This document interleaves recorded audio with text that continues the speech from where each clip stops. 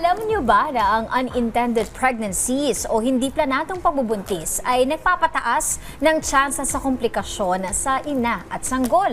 Ayon sa pag-aaral, mas mataas ng 60% ang tsansa ng pagkamatay ng sanggol kapag magkalapit ng wala pang 2 taon ang pagitan ng panganganak. Kaugnay po ng paggunita ng National Family Planning Month ngayong buwan po ng Agosto. Pag-uusapan po natin kung paano makatutulong ang tamang kaalaman at serbisyo sa family planning para sa mas ligtas at mas planadong pagbubuntis. Welcome back po sa show, Ms. Maylene Mirasol Kiray, ang Division Chief ng Knowledge Management and Communications Division ng Commission on Population and Development. Magandang umaga po. Magandang umaga, masayang pamilya.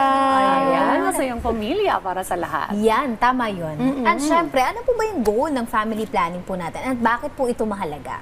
Okay, so ang family planning talaga, it's reproductive agency. Meaning, yung nais mong bilang, spacing, ng anak mo ay makakamit mo. Or kung ayaw mo mag-contribute sa population tulad ko. Ako rin. Papis lang ang contribution ko. Yun ay isang quality of life para sa mga Pilipino. Family planning pa rin siya. So more than the numbers, quality of life talaga ang nais natin. Well, with your assessment sa ating mga kababayan, talaga bang pinag-aaralan ba nila at talagang naroon yung pagpaplano ng kanilang pamilya, Ms. May? Sa ngayon, more than 9 million Filipinos ang nagpa-practice ng family planning ayon sa Department of Health ng 2024. That is 42% modern method users according to the National Demographic and Health Survey ng 2022. So malayo na pero malayo pa.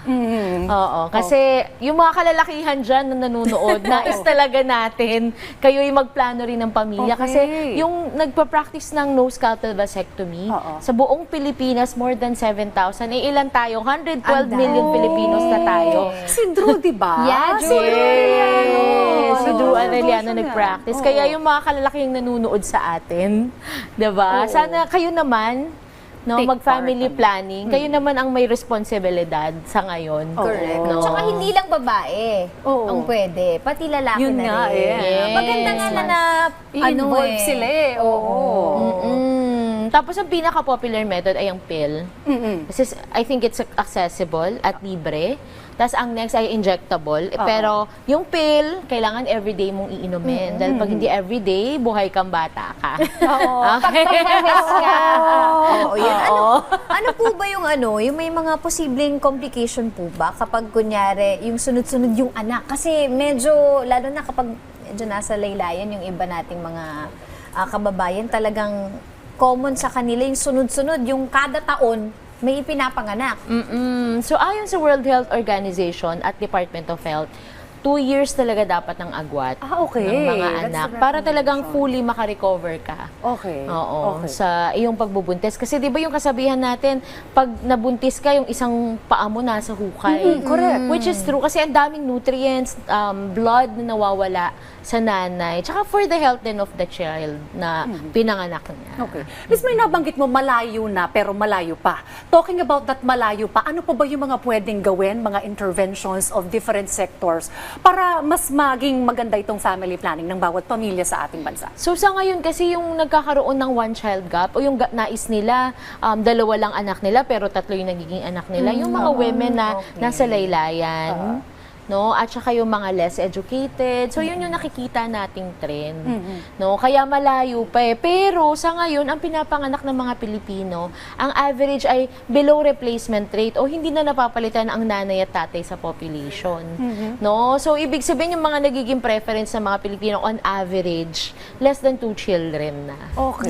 Which is, I think, a good development po. It's a good development if yung resources kasi natin, at least kung mas konti yung tao, mas maraming resources na mai-invest para sa ating economic development. So parang pizza yan yung explanation namin lagi. Pagka maraming kakain, mas konti yung part mo. So ganun din sa population. Pag mas marami, mas madaming resources yung kailangan. Tsaka marami na rin ngayong mga Pilipino, lalo na yung mga parang, anong tawag nito, yung dual income tapos no kids. Para mga ganun-ganun na actually, nakikita ko sa rin yan TikTok. ngayon, lalo na sa generation natin. Yes, generation natin. Millennial ako. Gen Z ba? Gen Z ka ba? Hindi ko about gitna that. ako Yung dual income sila pero hindi na nga sila nag-aanak. I think that's May also a trend. ganun na Miss sila Mai? ngayon. May study kami, qualitative study, na yung mga Pilipino, they prefer their economic well-being first, yung lifestyle. So some travel, kaya yan maraming mga denk. Tsaka anecdotally, if you ask Filipinos, like yung generation nyo, yeah, Tayo, they prefer, no, kasi matanda na ako, so hindi na ako sa generation nyo. They prefer less children talaga. And even the young ones, ayaw na nga magkaanak yung iba eh, majority of them. Pag tinatanong ko nga din yung iba kong friends, may plano ka ba?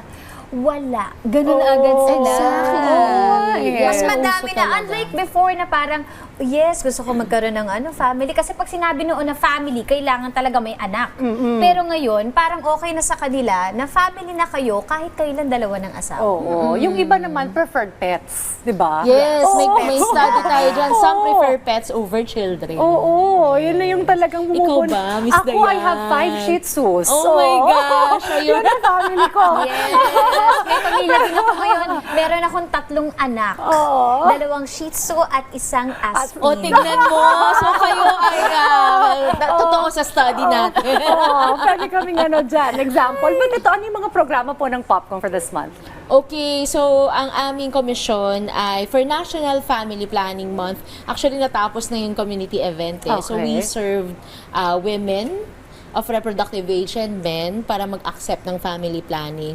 Pero ngayon, tuloy-tuloy tayo nationwide ng kampanya pa rin ng family planning. Meron tayong communication campaign. So, pwede kayong mag-visit ng Usap Tayo sa Family Planning Facebook page kung gusto nyo ng information tungkol sa family planning. At pili kayo ng hiyang sa inyo.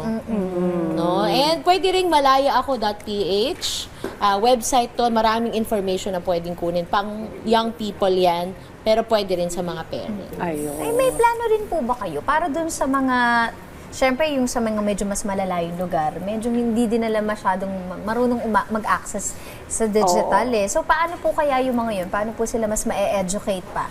Ang maganda kasi sa mga local government units, may mga barangay population volunteers na nag-house to house at saka mga barangay health workers regarding that. So maganda yung implementation natin yan, pero dapat yung mga local officials talaga natin may programa at budget tungkol dito. Correct. Well, maraming salamat po sa pagsama sa amin dito sa Rise and Shine Pilipinas. Ating punakpan yan, Ms. Mai from Commission on Population and Development sa pagbabahagi po ng mahalagang impormasyon tungkol sa family planning. Thank you for always being available sa Rise and Thank Shine you, Pilipinas. ma'am. Masayang pamilya. Masayang pamilya para sa lahat.